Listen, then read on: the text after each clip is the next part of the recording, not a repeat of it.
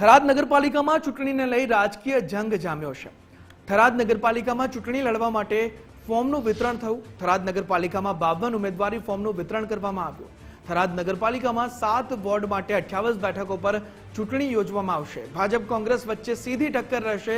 નગરપાલિકાની સત્તા માટે ભાજપ અને કોંગ્રેસ વચ્ચે આ સીધી ટક્કર થવાની છે। ઉમેદવારી ફોર્મનું વિતરણ પણ કરવામાં આવ્યું છે। તો ગઈકાલે અને આજે બંને મળી અને 28 અને 24 એમ કુલ 52 ઉમેદવારી ફોર્મ છે અમે વિતરણ કર્યા છે। 2 દિવસમાં એક પણ હજુ ઉમેદવારી અમારે થરાદ નગરપાલિકાની અંદર નોંધાઈ નથી। થરાદ નગરપાલિકા વિસ્તારની અંદર કુલ 7 વોર્ડની ચૂંટણી યોજાવાની છે। એમાં કુલ 28 બેઠકો ઉપર ચૂંટણી યોજાશે।